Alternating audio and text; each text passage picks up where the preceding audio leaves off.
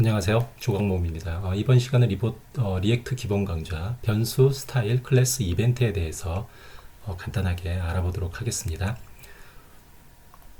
이미 우리는 그 전에 이제 소스를 이렇게 만들었죠. 앞으로도 이 소스를 계속 만들어가면서 설명을 드리도록 하겠습니다.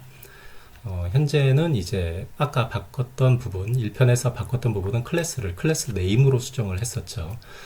이 부분이 여러분들이 이제 JSX 문법이라고 해서 자바스크립트를 기본으로 한 XML이라고 보시면 되는데요. 약간은 이게 기본 자체가 HTML을 이제 형상화한 어떤 자바스크립트 내에 있는 문법입니다. 그래서 여기 보시는 것처럼 캔벨 형식으로 변수가 이렇게 클래스 네임이라든가 이런 것들이 다 정의가 되죠. 나중에 이제 어떤 스타일이나 뭐 이런 것들 정의할 때도 이런 식으로 정의를 하게 됩니다.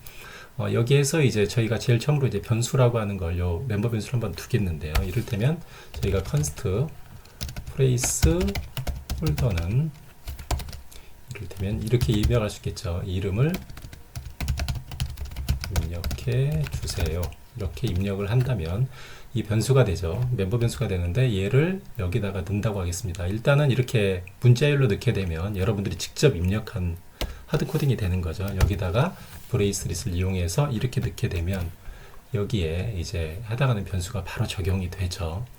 이래서 이제 처리를 할 수가 있고요. 클래스 쪽도 이제 마치고 스타일 쪽도 마찬가지입니다. 먼저 이제 클래스를 하게 되면 우리가 클래스의 폰트 어썸인 이제 이 아이콘을 넣었었죠. 그게 FA 서치였죠. 폰트 어썸의 클래스입니다. 그래서 이걸 만약에 따로 이 변수를 둔다. const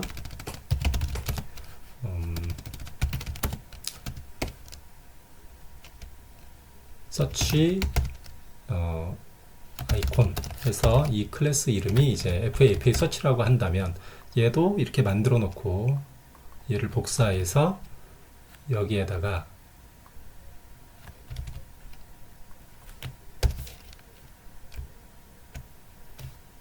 넣을 수가 있는 거죠. 그러면 마찬가지로 그대로 유지가 됩니다. 그 다음에 이제 화면이 좀 크네요. 그 다음에 이제 스타일도 마찬가지입니다. const 스타일에서 스타일을 넣을 수가 있죠. 스타일 마이 스타일이라고 할게요. 마이 스타일은 뭐가 이제 있겠죠. 근데 이제 여기는 현재 지금 스타일이 없기 때문에 하나를 좀 넣자면 스타일 정의를 이렇게 할 수가 있습니다. 브레이스를 두 개를 쓰고요. 여기에다가 백그라운드 컬러는 라이트 옐로우 이렇게 쓰면 에러가 나죠. 백그라운드 보통 이렇게 하는데 요거를 그대로 하는 게 아니라 약간 이게 자바스크립트 JSS 문법이기 때문에 이렇게 캔멜 형식으로 반드시 써주셔야 됩니다. 이렇게 캔멜 형식으로 써주셔야 이 동작을 하게 되고요. 저장을 하게 되면 이제 여기에서 백그라운드가 라이트 옐로우로 바뀌었죠. 그런데 이걸 변수로 이렇게 넣었다라고 하면 얘를 문자열로 만드는 게 아니라 이런 식으로 뺏었습니다. 요 브레이스릿으로 정의가 된 거예요. 여러분들이 브레이스릿을 두 개를 쓰는 이유는 여기 자체가 객체이기 때문에 이 안에다 객체를 넣는 겁니다. 그래서 이 안에다가 마이 스타일을 넣게 되면 마찬가지로 동작 정상적으로 오류가 나지 않고 동작을 하는 거죠. 이렇게 쓰실 수가 있습니다. 그래서 일반적인 변수라든가 그 다음에 클래스 네임 그 다음에 스타일 쓰는 법에 대해서 간단하게 설명을 드렸습니다. 다음은 이벤트도 알아보도록 하겠습니다. 우리가 보통 onClick이라고 하면 onClick을 마찬가지로 C를 대문자로 해서 캔멜 형식을 따라갑니다. onClick은 보통 이제 뭐 자바스크립트 뭐뭐뭐 이렇게 하죠. 근데 여기서도 마찬가지로 브레이스릿을 이용해서 바인딩을 합니다. 그래서 핸들러 서치라고 하겠습니다. 핸들러 서치가 되면 핸들러 서치를 여기다 정의를 하죠. 그래서 const 핸들러 서치는 이렇게 써도 되고요. 또는 펑션 해도 됩니다. 펑션 해도 되고 const 해도 됩니다. 하지만 const 핸들러 서치는 이게 장점이 더 있는 거죠. 이렇게 해서 그냥 일반적으로 쓰신다고 보시면 됩니다. 이렇게 쓰시고 여기에서 이제 뭔가를 처리하면 되죠. onClick이 일어나면 뭐 이벤트를 하나 넣겠습니다. alert 서치가 호출이 됐다라고 alert을 하나 띄우겠습니다. 이렇게 하면 이제 얘가 호출이 되고요. 저장을 하고 얘를 클릭해 보겠습니다. 클릭하면 서치가 이제 호출이 되죠. 서치가 호출이 됩니다. 그런데 이제 이렇게 쓸 수도 있고요. 여기다 클릭할 때 주의하셔야 될 부분이 이렇게 문자열로 이렇게 하시면 안 됩니다. 그럼 바로 호출돼요. 이렇게 저장하면 바로 호출됩니다. 이렇게 하시면 안 되고 이 함수명을 그냥 그대로 해주면 됩니다. 왜 그러냐면 이 함수명 자체가 브레이스릿은 이거다라고 정의가 돼 있는 거죠. 요 함수는 해갖고 여기서 여기까지가 함수의 정의가 된 겁니다. 그래서 얘를 복사해서 이렇게 써도 인라인 함수로 쓸 수 있는 거죠.